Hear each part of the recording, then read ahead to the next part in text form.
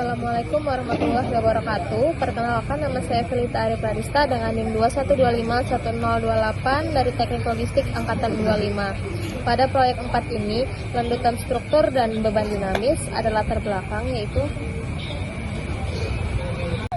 selanjutnya ada dasar teori, selanjutnya ada rumusan masalah.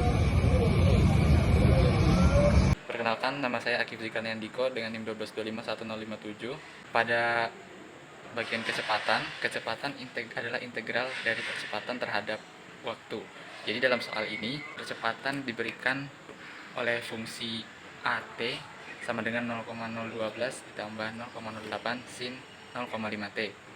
Untuk mendapatkan kecepatan, kita harus mengintegralkan fungsi AT dengan waktu T sama dengan 0 hingga fungsi waktu menjadi T sama dengan integral dari 0 hingga T 0,012 tambah 0,08 sin 0,5 S ds. Fungsi kecepatan Vt kemudian dapat kita tulis ulang menjadi Vt sama dengan 0,012T ditambah 0,016 dikali 1 min cos 0,5T. Ini adalah fungsi yang menggambarkan bagaimana kecepatan struktur berubah seiring waktu T.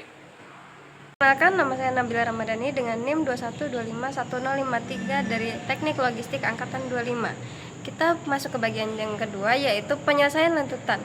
Sama halnya lanjutan atau Y dari T adalah integral kecepatan V dari T terhadap waktu. Kita substitusikan fungsi kecepatan V dari T yang telah kita selesaikan. Kemudian fungsi integral tersebut kita peroleh fungsi lanjutan Y dari T. Y dari T sama dengan 0,006 T kuadrat plus 0,016 T min 0,032 sinus setengah dari T.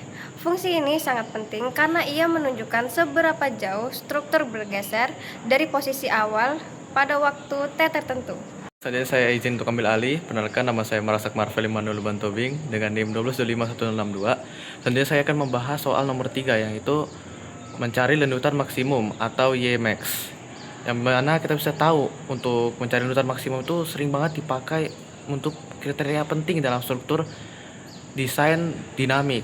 Di mana lanjutan di maksimum atau Y-max dicari dalam rentang waktu 0 kurang dari T kurang dari 6 detik, dimana saat titik stasioner atau kecepatan Vt itu sama dengan 0 adalah kandidat untuk lanjutan maksimum. Berdasarkan dari perhitungan, kita tuh dapatkan lanjutan maksimumnya itu adalah 6 detik, dimana kita substitusikan ke dalam rumus yaitu Yt, dimana Y6 sama dengan 0,006 dikali dengan 6 pangkat 2 ditambah dengan 0,016 dikali dengan 6 dikurang dengan 0,032 sin dikali dengan 0,5 yang dimana berhasil yang dapat kita hasilkan itu adalah Y6 sama dengan 0,216 ditambah dengan 0,096 dikurang dengan 0,032 sin 3, ya dimana kita bisa tahu dalam sin 3 itu adalah 0,30748 meter, yang dengan demikian kita bisa dapatkan lanjutan maksimum atau Ymax itu terjadi pada interval 6 detik, itu adalah 0,30748 meter. Pada pembahasan nomor 4, langkah pertama yang dapat kita lakukan adalah menentukan batas lanjutan aman. Lanjutan maksimum pada T lebih besar sama dengan 0 dan kurang sama dengan 6 yaitu Y6, sehingga nilai batas lanjutan amannya yaitu 0,30748 M.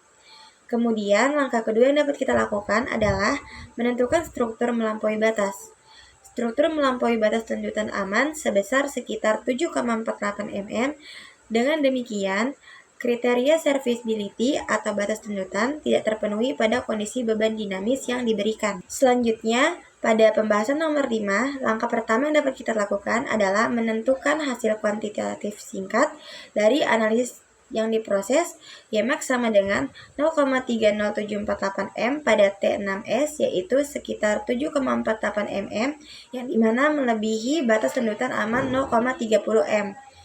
Langkah kedua yaitu mengetahui sifat respons dinamis. Lendutan melebihi batas serviceability walau hanya 7,5 mm, nilai ini bisa terasa oleh pengguna pada kondisi sensitif. Selanjutnya, langkah ketiga yang dapat kita lakukan adalah mengimplikasi keselamatan dan fungsi. Pelanggaran kecil terhadap batas lendutan biasanya lebih berdampak pada fungsi atau kenyamanan daripada keselamatan langsung. Namun, akumulasi siklus atau beban berulang dapat mempercepat kelelahan material atau memperburuk perilaku servis, juga efek pada elemen non-struktur.